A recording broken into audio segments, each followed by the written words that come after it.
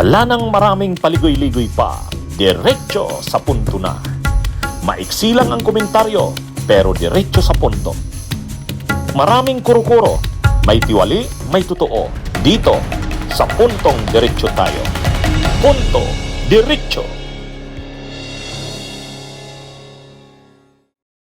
Isa pang dapat kay Saldico dyan, alam nyo, itong si Saldico, ang kailangan niya dyan, sabihin niya na rin yung katotohanan.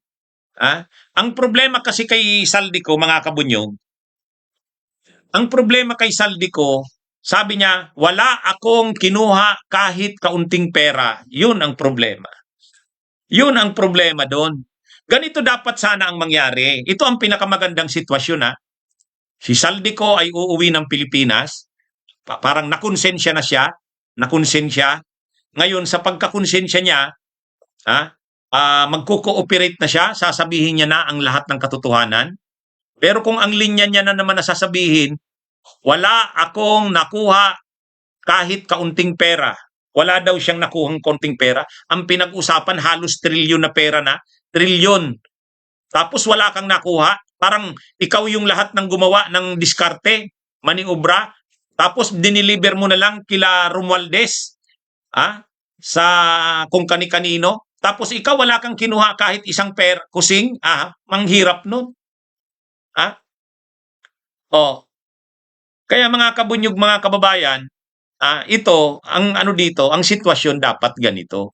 Umuwi na kasi sa totoo lang, pagka-aresto ni Saldico,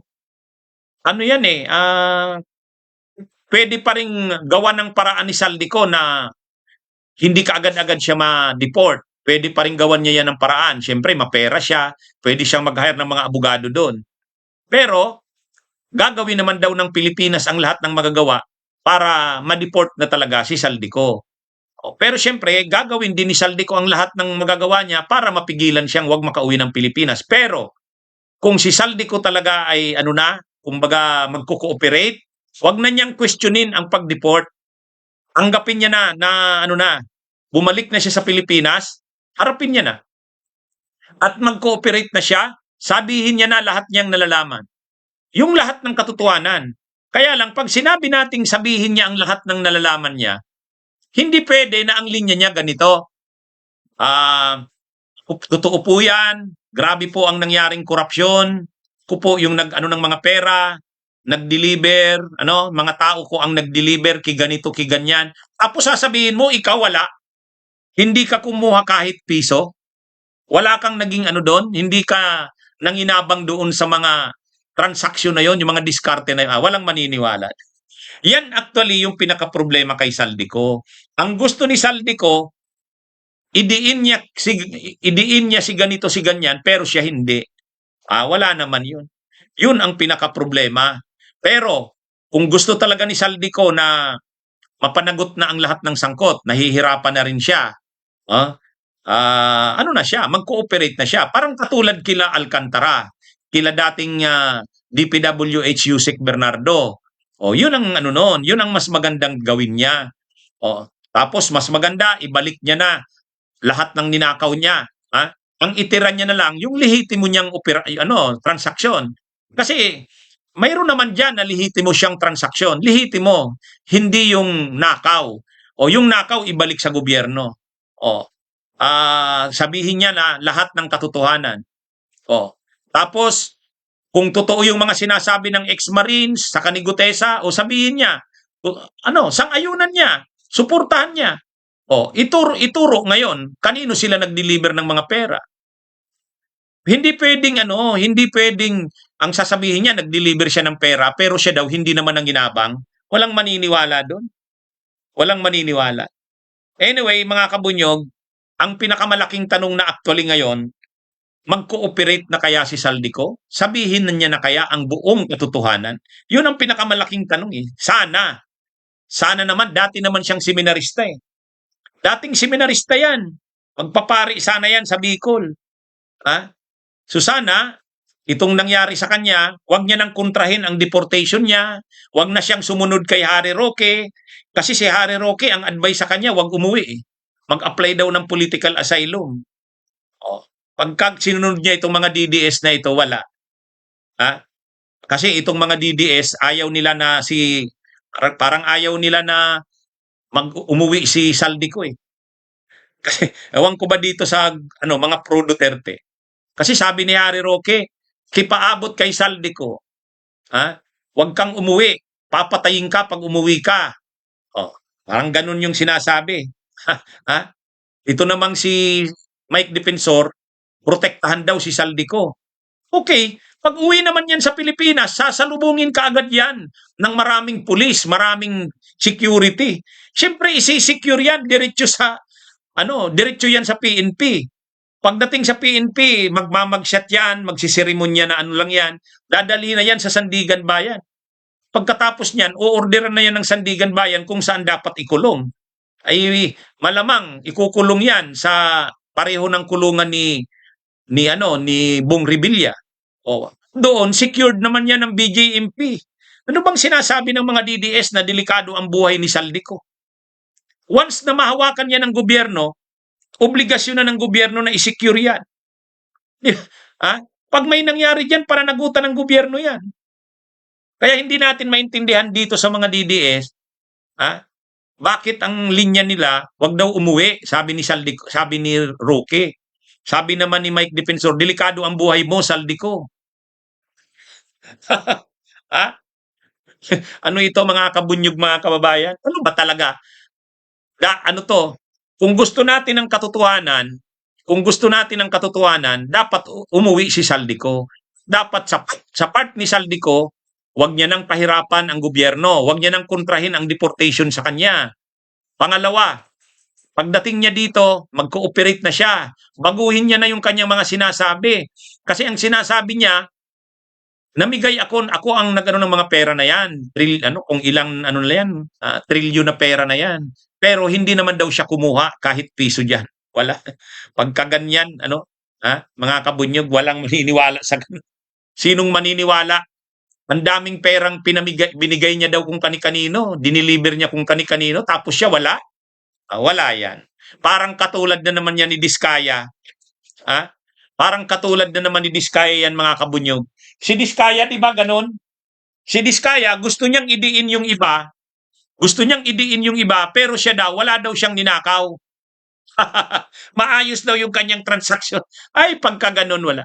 Alam niyo mga kabunyog, itong mga DDS na to, syempre, pag sinabi mong Duterte, ano yan, pinagtatanggol nila si Saldico, pinagtatanggol nila si Diskaya, di ba?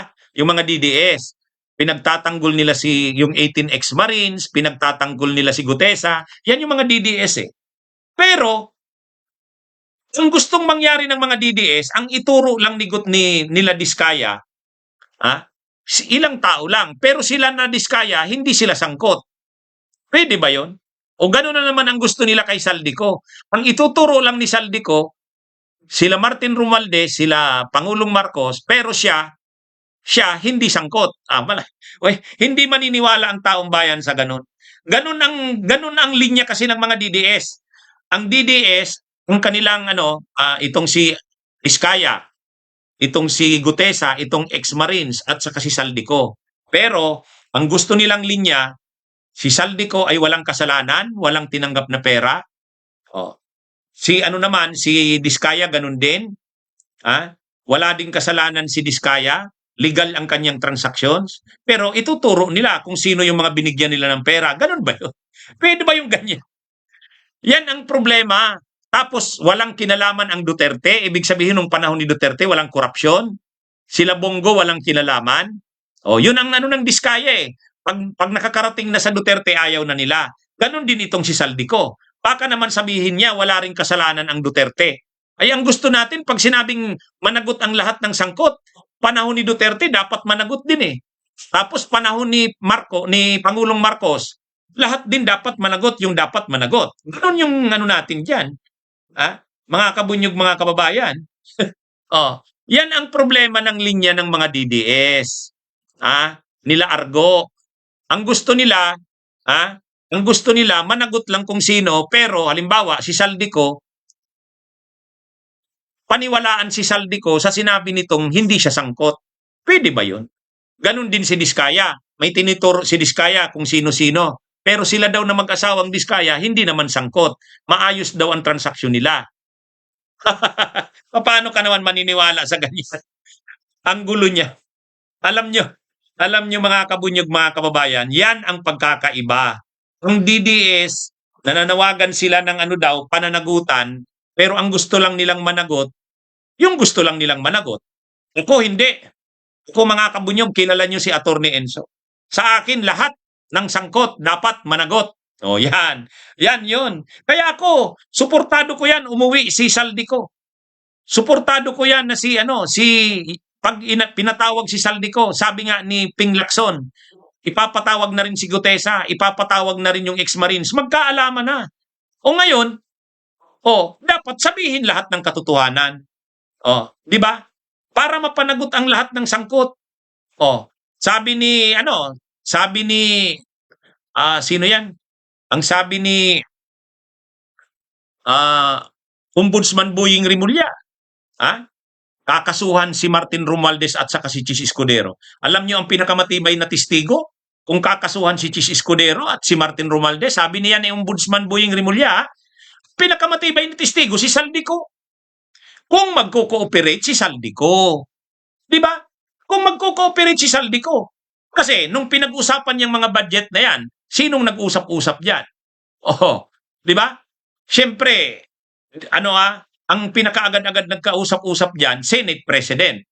Pangalawa, Speaker of the House. Pangatlo, Chairman ng Appropriations Committee. Si Saldico yan.